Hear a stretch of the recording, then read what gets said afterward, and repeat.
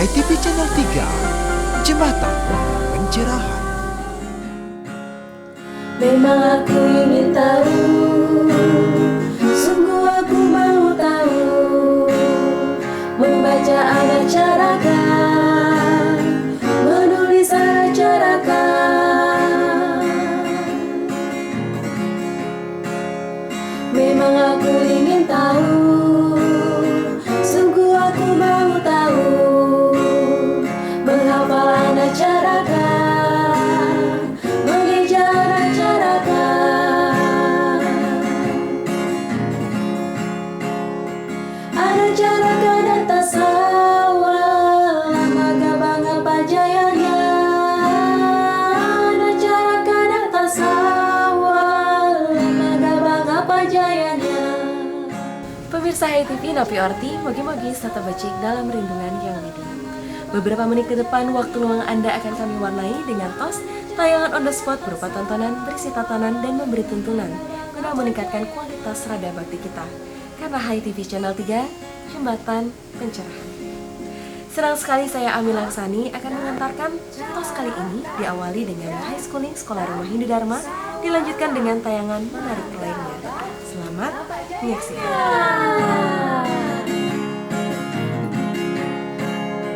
Kini aku sudah tahu, kini aku sudah mampu membaca dan carakan, menulis dan carakan, menghafal dan carakan, mengeja dan carakan.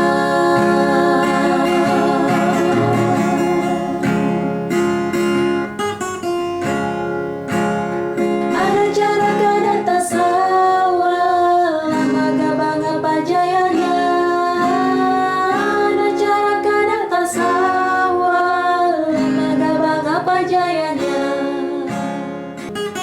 Ana carakan dan tasawala, maka bangga pajayanya.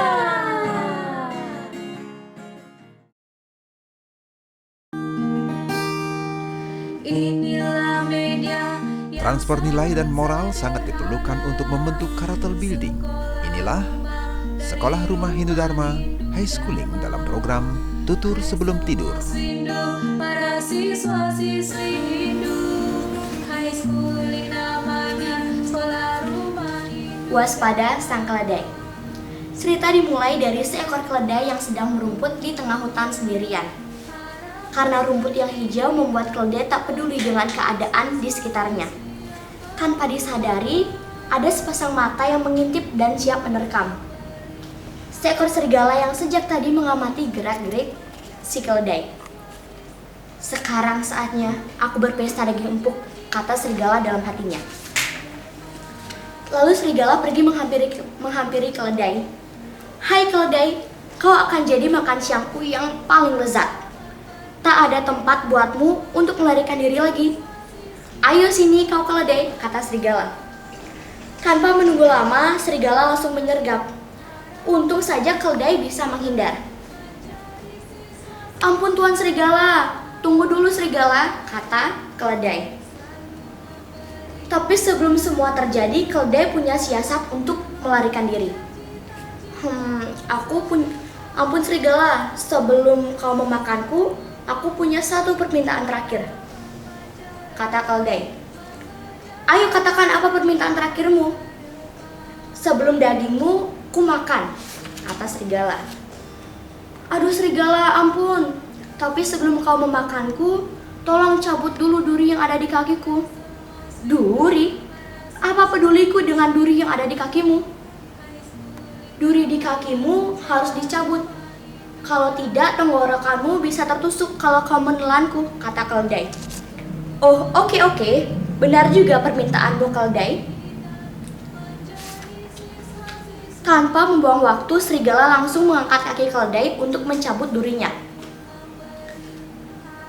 Serigala mengendus memeriksa kaki keledai sambil membayangkan empuknya daging keledai. Namun tiba-tiba keledai menendang mulut serigala. Au! Telak! Teriak serigala. Tendangan keledai membuat gigi serigala rontok sehingga mulutnya kesakitan dan ia meraung-raung. "Au, sakit, sakit!" "Alangkah bodohnya aku diperdaya keledai dungu," kata serigala. Akhirnya keledai dapat meloloskan diri dari ancaman serigala sombong itu. Nah, pesan yang dapat kita ambil dari cerita ini, selalulah waspada pada setiap tindakan. Lengah dan sombong akan merugikan dirimu sendiri. Cerita ini dikutip dari buku Nandaka Tantra Sri Nidya Tantri. Sampai jumpa dalam tutur sebelum tidur selanjutnya dengan cerita dan tokoh yang berbeda. Salam damai, Channel 3.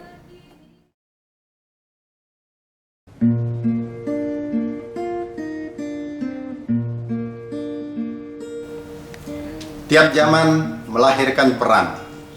Tiap peran menandai zaman. Zaman Weda melahirkan Ramawijaya dengan ajaran kepemimpinan Astabrata.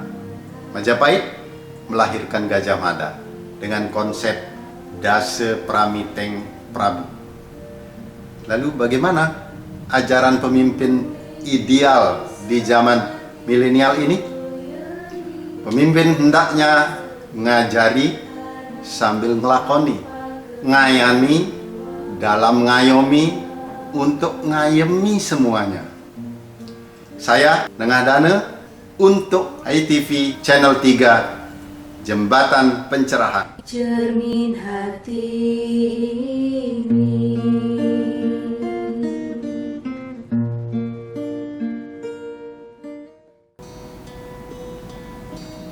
Demikian tadi pemirsa telah kita saksikan bersama High Schooling Sekolah Rumah Hindu Dharma. Selanjutnya kita nikmati ngopi ngobrol inspiratif.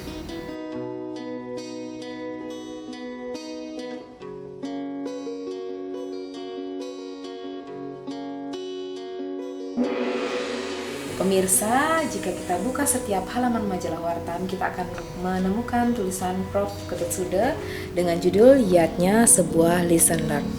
Lalu seperti apa praktik-praktik dari konsep Pancayatnya ini menitipkan sebuah pelajaran bagi kita baik dalam keseharian maupun dalam praktik dari ajaran Yatnya itu sendiri?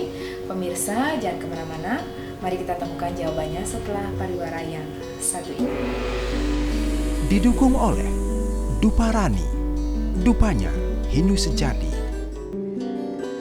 Pemirsa, hari ini di Channel 3 masih di Om Studio ditemani kolumnis Wartam Prof. Ketutsude, Napi Orti, Prof. Iya, Cik. Sehat selalu, Prof. Sehat, ya. ya. Mendamaikan sekali judul tulisannya Prof di edisi kali ini, Yatnya Sebuah Lesson Learned. Nah, langsung saja Prof untuk membreakdown dan menguraikan tulisannya, seperti apa pelajaran yang bisa kita petik dari Yatnya yang dapat kita artikan sebagai sebuah persembahan dengan didasari niat suci tulus ikhlas itu, Prof. Nah, begini, sebenarnya Yatnya sebuah lesson learning itu kan mengandung makna bahwa melalui proses yatnya itu kita bisa mendapatkan berbagai macam pelajaran gitu. Inti makna dari judul tulisan itu ya. Nah, begini, kemudian di dalam proses yatnya ini kan di dalam umat Hindu kan kita mengenal ada pancayatnya ya. Ada 5 jenis yatnya. Mulai dari dewa yatnya, lalu kemudian resi yatnya, manusia yatnya, pitra yatnya, dan buta yatnya. Nah, di dalam proses pelaksanaan masing-masing yatnya itu sebenarnya kita bisa memperoleh pembelajaran, baik mulai dari proses perencanaan, kemudian pelaksanaan sampai pada akhir pelaksanaan upacara. Itu kita selalu dapat makna-makna tertentu yang bisa dimaknai sebagai sebuah proses pembelajaran. Yang kira itu makna dari tulisan itu sesungguhnya. Terima kasih, Prof. Nah, seandainya kita ambil satu contoh, Prof, dari 5 jenis yatnya ini yang paling sering kita lakukan sebagai manusia yatnya begitu ya, Prof ya. Nah, lesson learned apa yang bisa kita dapatkan, Prof, selain kita melakukan prosesi dari upacara yatnya itu? Mungkin satu hal lagi seperti humanis kita dengan sesama, apakah bisa menjadi petikan pelajaran juga bagi kita, Prof? Iya, tentu.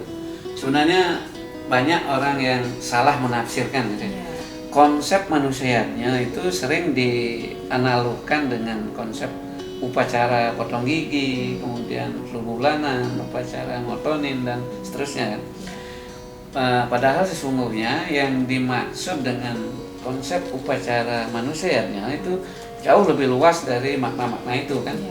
Misalnya ketika ada saudara kita, tetangga kita yang notabene mengalami kesusahan, kita melakukan upaya untuk meringankan beban saudara-saudara kita, tetangga kita yang sedang mengalami musibah misalnya, itu juga bisa dikatakan sebagai sebuah yatnya, asal itu dilakukan dengan cara yang tulus dan ikhlas. Nah, persoalannya banyak orang yang tidak bisa atau tidak punya kemampuan untuk melakukan hal itu karena pikirannya yang notabene belum ikhlas gitu. Misalnya begini, ketika dia mempunyai uang yang notabene mungkin pas-pasan, ketika ada orang yang sangat membutuhkan, orang akan berpikir untuk membantu. Kalau saya nanti bantu orang ini, untuk saya apa gitu ya. Padahal di balik kita berkorban suci itu sebenarnya ada nilai-nilai humanis, ada nilai-nilai religius, nilai-nilai spiritual yang bisa kita petik gitu ya. Kalau saya meyakini benar bahwa ketika kita secara ikhlas memberikan, suatu ketika pasti akan kita mendapatkan sesuatu, take and give gitu. Saya yakin itu sebagai sebuah katakanlah hukum alam gitu. Bagaimana kita akan bisa menerima ketika kita tidak pernah memberikan kepada orang lain? Catatan penting bagi kita bersama, terutama untuk pemirsa HTV Channel 3. Dan terakhir Prof, sebagai closing statement, pesan-pesan apa nih yang bisa Prof titipkan, terutama pelajaran yang bisa kita petik nih dari rangkaian segala prosesi, baik dari upacara yatnya maupun segala bentuk persembahan niat suci kita yang bisa kita lakukan sehari-hari. Begini, kepada masyarakat umum, terutama generasi muda ya, saya berharap nanti tidak memberikan makna yang begitu sempit terhadap konsep yatnya. Apakah itu dewa yatnya, manusia yatnya, fitra yatnya, resi yatnya, dan buddha yatnya.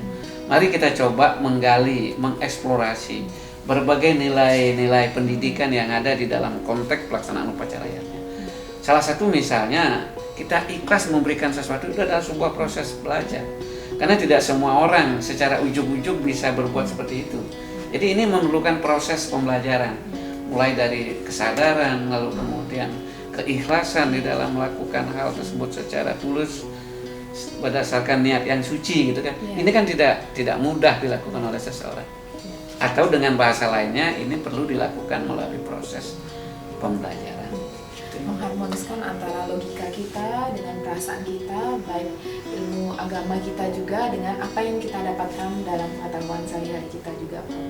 Ya, jadi bagaimana kita mencoba mengharmonisasi, menyeimbangkan antara konsep-konsep yang kita pahami secara nalar dengan praktek-praktek kehidupan beragama di dalam kehidupan masyarakat sehari-hari dengan perilaku-perilaku nyata yang bisa diwujudkan melalui penerapan pendidikan agama, pemahaman tentang ajaran agama dan seterusnya. Saya kira itu tidak mudah dilakukan. Terima kasih Prof. Suda, pemirsa HTV Channel 3. Untuk lebih lengkapnya pemirsa bisa baca tulisan Prof. Ketut Suda di Wartam edisi 90 dengan banner Yatnya Mahardika. Saya Mia Gandewa dan Prof. Ketut Suda pamit undur diri. Semoga dapat bermanfaat dan menginspirasi untuk kita bersama. Salam damai, Channel 3. Dari New Look Butik Buku, Ana Alam Balisanti untuk HTV Channel 3. Jembatan Pencerahan.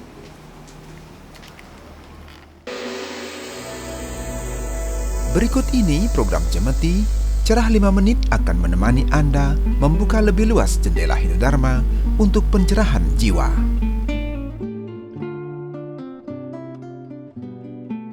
Kali ini bersama narasumber yang juga kolumnis Wartam kita, Bapak Gusti Ketut Widana, yang akan mewedarkan topik bahasan kita kali ini, eling pada leluhur. Seperti apa bentuk-bentuk aplikasi juga implementasi dari eling itu? Temukan jawabannya setelah yang satu ini. Program ini didukung oleh SB, penerbit Pustaka Utama. Pemirsa HTV Channel 3 masih di Galeri Buku Napi Orti, Pak Widana. Sehat selalu Sehat selalu Bapak ya. Nah, kita langsung saja Pak berbicara tentang topik bahasan kita kali ini, eling pada leluhur. Nah, belum lama ini kan saya pernah membaca sebuah artikel dan bahkan banyak sekali beredar di media sosial Pak. Ada beberapa kelompok atau aliran kepercayaan ini tidak mewajibkan umat Hindu itu untuk memuja leluhur. Nah, ini kan sangat kontradiktif sekali Pak ya dengan sesuatu keyakinan kita agama Hindu yang percaya akan konsep Trirana nih Pak. Nah, bagaimana sih pandangan Bapak melihat hal ini? Ya, jadi pandangan bahwa pemujaan leluhur itu tidak perlu, tidak penting, itu adalah salah fatal. Karena di dalam konsep pemujaan leluhur dengan mengacu pada teks Ramayana 1, kita sudah disuratkan di sana. Roh sira ring weda bakti ring dewa dharma lupeng pitra puja masih dasiren swagodro kabeh. Nah, dharma lupeng pitra puja itu apa maknanya? Bahwa kita diwajibkan untuk tidak lupa, wajib eling kepada leluhur, apalagi ada landasan konsepnya, landasan moralnya, yaitu yang disebut dengan Trirana, Dewa Rena, Dasi Rena, dan Pitra Rena. Pitra Rena inilah yang melahirkan Pitra Puja, yaitu pemujaan kepada leluhur yang tiada lain adalah pendahulu kita. Apakah itu orang tua yang sudah tiada, lalu melalui prosesi pengabenan fitriyahnya, melalui pengabenan, kemudian memukul, kemudian ngelinggihan di tempat suci yang kita sebut Sanggah Kamulan, Dorong Telu. Di situ beliau kemudian diistanakan. Itulah sesungguhnya adalah leluhur kita, Ida Betara Betari, yang sudah berada pada posisi di alam swa, sehingga setara dengan posisinya pada alam dewa, sehingga disebut Dewa Pitara. Itu dasarnya. Ya, Pak Widana, pemirsa HTV Channel 3, kalau seandainya kita fokuskan pembicaraan kita kali ini di Bali saja nih Pak. Bagaimana sih bentuk-bentuk pemujaan umat Hindu kita terhadap leluhur ini di Bali Pak? Oh iya, secara sederhana sebenarnya kita sudah setiap hari hadir berada dalam lingkup kedekatan dengan leluhur kita. Dibuktikan dengan adanya bangunan bentuk-bentuk pemujaan yang kita sebut dengan sangga atau merajan, terutama pelinggih pokoknya adalah Rong Telu. Di Rong Telu itulah yang di tengah Betara yang Guru, yang kanan Ida Betara, leluhur kita yang Maraga Lanang, Papante, yang kiri leluhur kita yang Maraga Istri, Betari atau Ibunda.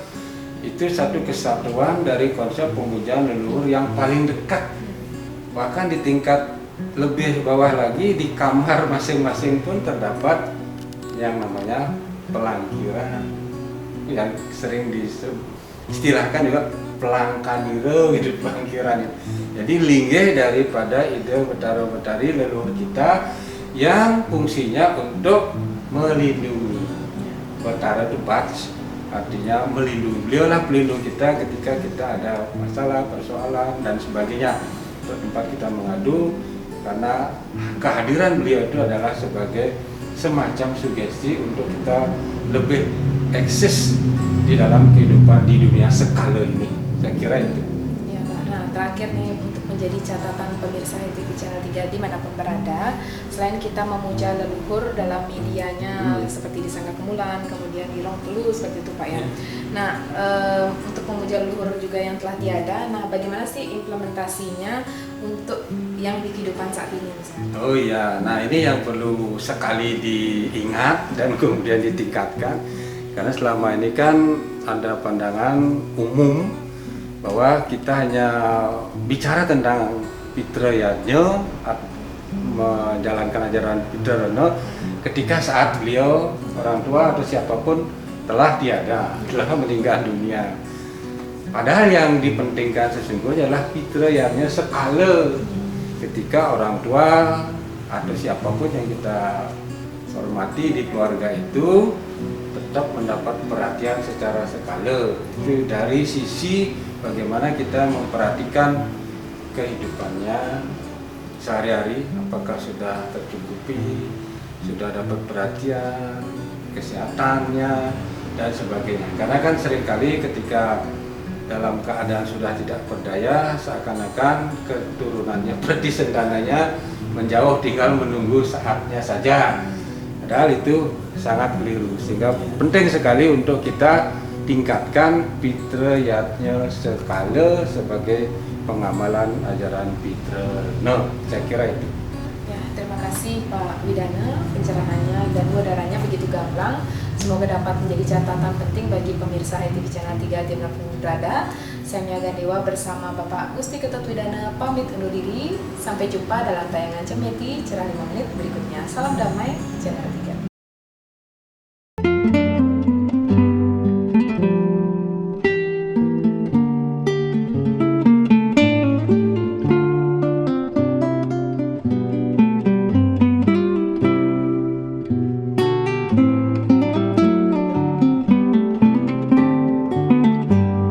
Orang sukses adalah orang yang selalu sadar untuk memperkecil harapan dan memperbesar tindakan.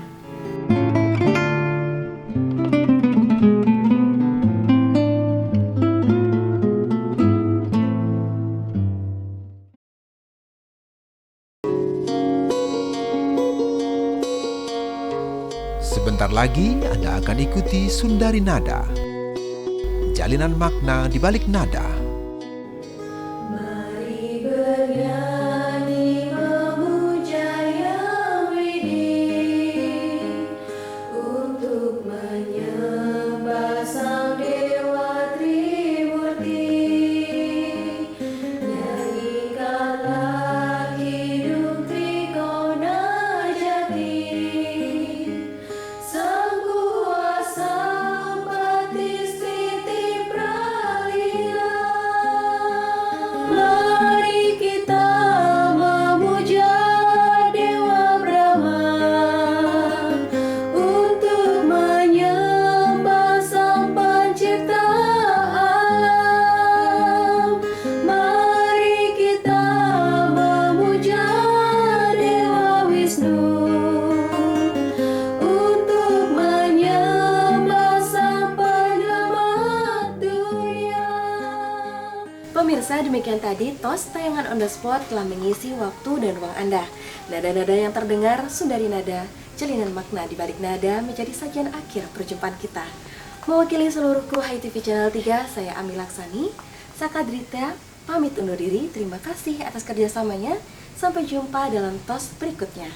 Salam damai, Channel 2. Menyembah Sang Dewa Trimurti, nyanyikanlah hidup Trikona Jati, Sang Kuasa Batis Titi Pralila. Mari kita memuja Dewa Brahma, untuk menyembah Sang Pencipta alam. Mari kita memuja Dewa Wisnu, untuk menyembah Sang Penyelamat dunia. Mari kita memuja Dewa Siwa, untuk menyembah Sang Pemerah lidah. Mari bernyanyi memuja Yang Widih.